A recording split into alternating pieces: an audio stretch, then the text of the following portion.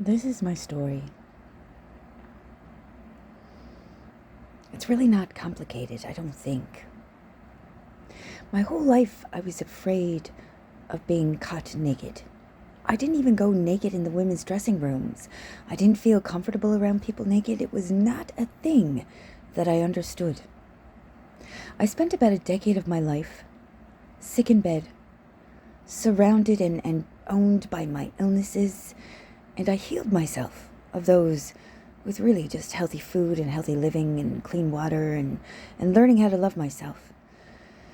And when I got my body healthy, I decided to expand my boundaries. And I went naked around people I didn't know for the first time in a swimming pool. And it was the most amazing, freeing feeling I'd ever felt. I didn't know it was possible to feel so good and so free. And then I slowly expanded those boundaries, and I went naked at the beach that we have close by, the third beach at Crystal Crescent, and that was amazing. And then I found out that it was our right as women to be shirtless if we wanted to be, and I started walking out from the beach topless, and I started driving topless, and it was an amazing feeling of freedom. And last winter, I decided that I was going to start being shirtless in my city of Halifax. And I started by just taking my shirt off for a minute, not even a minute, like 15 seconds, and that was the most I could handle.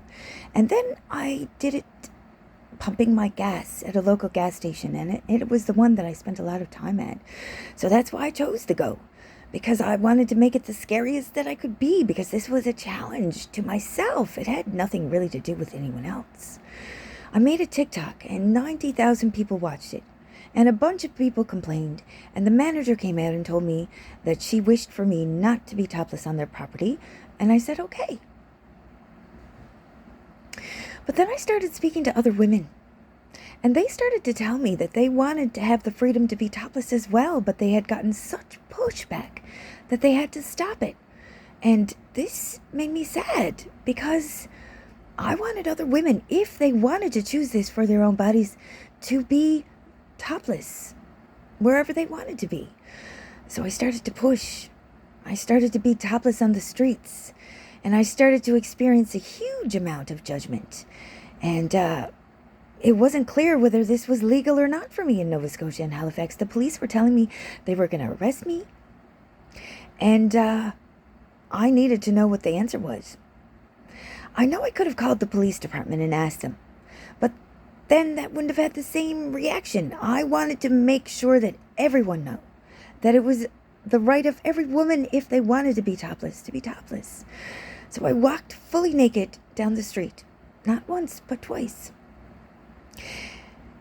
And at the end of my last walk, I was held fully naked with freedom written across my back at the top of Armdale Rotary in front of my city. And the Crown answered my question. As I stood there, the Crown said that topless was our legal right, but bottoms had to stay on. I said, great, we have an answer. Now I can walk topless and everyone will know it's my right. But that hasn't been the case at all so far. People are afraid I'm going to hurt children by taking off my shirt, and I'm being so respectful. If I see a child walking towards me, I cover myself. I don't want this to be a disrespectful movement. But I can tell you this, I'm treated with more respect when I have my shirt off than when I have it on. Men look in my eyes. They quickly look down and they see I'm totally uncovered. They see what I have, which isn't much. And then they speak to me as real. And I want other women to have this freedom, if they want to have it. No forcing. This isn't about forcing. So I'm continuing. I'm doing this. I'm spreading it outwards. Other women are choosing to walk topless in our city, and I'm so excited that they're using this as a freedom. But there's a lot of pushback. Businesses don't want us topless on their property, and people are screaming and yelling and telling me that they're going to break my teeth. And I don't want to make people angry. This isn't about angry. This is about being free. This is about being free. Because this is my right, but it's not my freedom. And there is a difference between those two things. And I gotta tell you, I've felt a lot of not free in the last, almost 3 years now. And whether or not you believe it was for a reason or not, I totally got on board with being locked down and all that stuff. But COVID is over now. I just read the restrictions. Isolate if you want to, if you can. If not, wear a mask. It's over. COVID is over. It's time to have our freedoms back. And I want everyone to feel free. And I gotta tell you, sisters, walking topless on a hot day, there's nothing like it. Whether it's in the woods, whether it's on the beach, whether it's down the street, this is a freeing feeling. And it comes in steps. You don't get this brave, big jump at a time. It takes little steps of freedom. Being topless in your house, being topless in your own backyard, being topless wherever you wish to, and knowing that it's safe. I have been nothing but safe. I felt more safe walking fully naked down my street in Halifax than I have at any other time. I was protected by all the people that passed me. Anyone that called the police was concerned for my safety. Doesn't that tell you something beautiful about our city? Doesn't that tell you? Not one catcall.